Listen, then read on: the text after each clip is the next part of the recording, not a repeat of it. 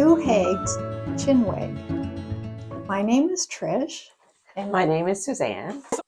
Can I call you Susie, or do you prefer Suzanne? No, you can call me Susie. Okay. Yeah, absolutely. Because, since childhood, that's what I've been. Yeah, that's what you've been to me. So I just want to make sure that that's still cool with you. Yeah, absolutely. Yeah. How people have pronouns and things. Well, I just want to make sure that I'm calling you by the right name.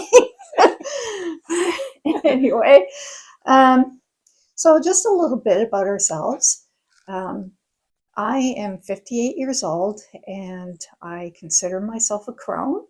I've considered myself a crone for a few years now, but I've been so interested in the spiritual realm. I've always had such a connection to the spiritual realm ever since I was a little kid. And sometimes it was in church. When we went to a Catholic church, I would have spiritual experiences in there. But I discovered witchcraft in my 20s and have been a practicing witch, I guess, since then, probably off and on since then, because I had to discern a lot of information that I was receiving. I read so many books, and of course, in the time of YouTube, watched so many videos and experimented with things. But I had to slowly but surely get rid of the excess that didn't work for me. And I got to a point in my current stage of life where I decided that I don't really say witchcraft. I think I'm more of a folk magic practitioner.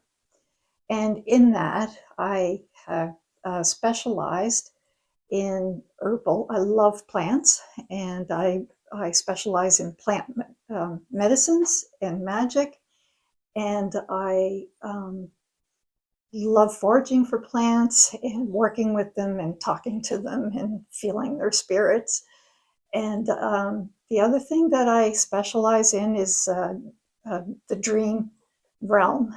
And I love dream interpretation, dream manipulation, and lucid dreaming. And that's pretty much it for me. I dabble in all kinds of things, but that's me in a nutshell. Awesome. Thanks, yeah. My name's Suzanne. Trish can call me Susie because we're childhood friends, and that was my childhood name, so no worries there. I also am a crone. I'm 60 now. When I turned 50, I had a croning ceremony with my spiritual friends. It was very important for me to do that, to declare myself at a point where I wanted to share my wisdom and to be a guiding influence for younger people who are, exploring their path. So it's really what I want to do is to dedicate myself to, I'm still growing spiritually, of course, but also to share and to let people know that, there's a safe space for whatever your practice is. It doesn't have to be labeled, and we'll talk about labels later because that's one of my pet peeves. So just a little bit about my background. I grew up hearing stories of my Grammy Weber, who was psychic. And of course, my mom was very intuitive. Yeah. And she just accepted that. She expressed her spirituality through the church because really that was the only option in her day, other than you wanted to be ostracized from society. Yeah. But in her later days, she sort of shed that and just became more spiritual. But she believed in angels and fairies, and we just grew up that way. Yeah. So it was just natural. And then my sister Daph was probably my first influence. And she's, she's a Pisces, so she's very intuitive. But Daph was always just, listen to your intuition, pay attention to it, and don't be afraid of it. So I always appreciated that. And it was really when I started exploring tarot card study that I really started to connect. And that really helped open up my intuition and open up that world to me.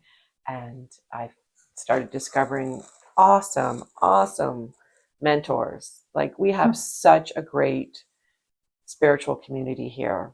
So I took classes and just started practicing and drum circles, and just like, I love how it spreads out, right? Like, Yeah. you meet this person, then you meet that person.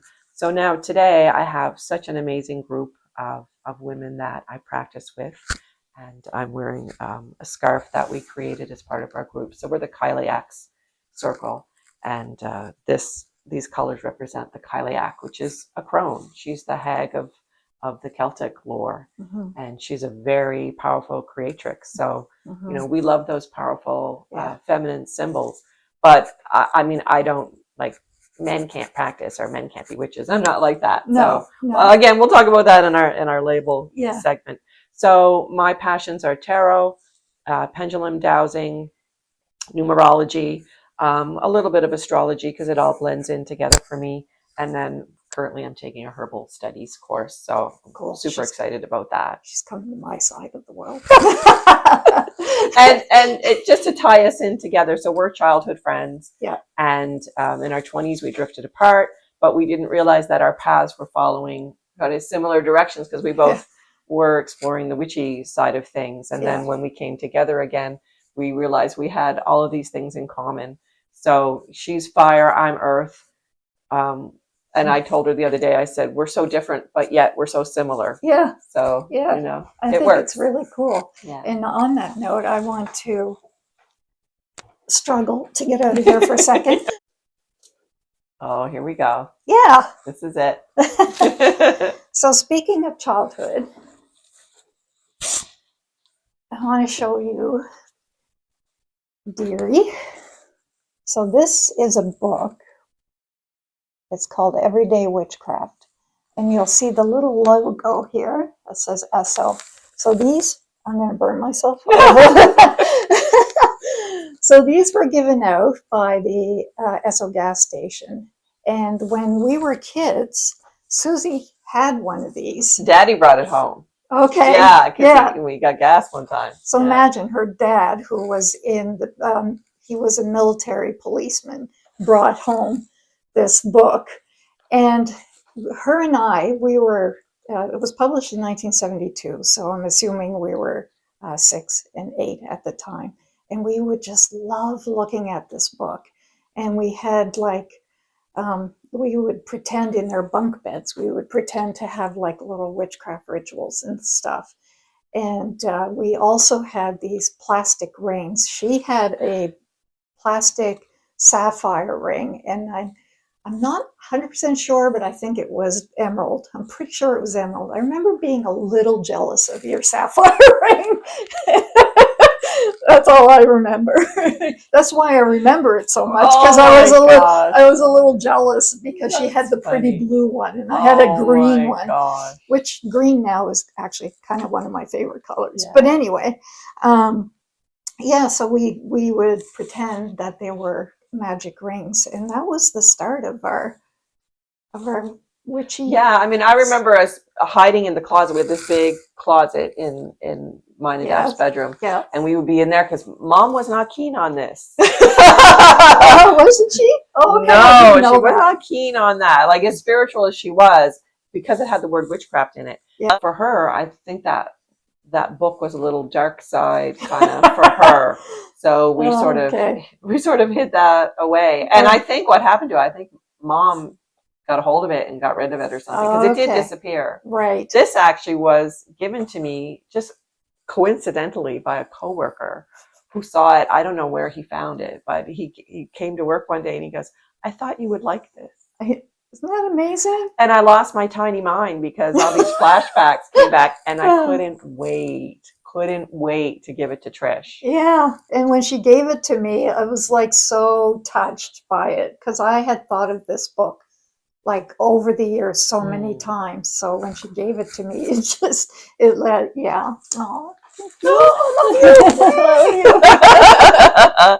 So that's a little bit about us, and to let you know about our channel, what our intentions are is, like Susie said, we want to be an inspiration for anyone, really, for to see things from a crone or a hag perspective, because we have been dabbling in this for decades now, and we've learned a lot. And what we've learned for us doesn't necessarily mean it'll work for you, but we want to share what works for us and our experience with it.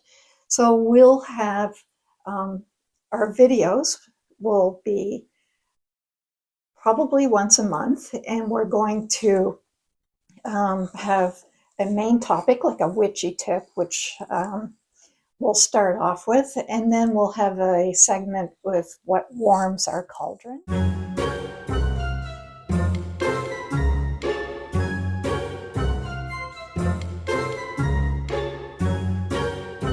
which is a segment about what we're passionate about.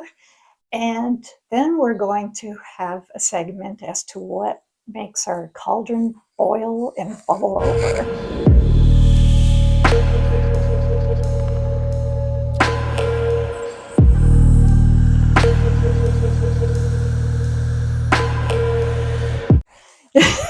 Which is, I think you can kind of guess what that's all about.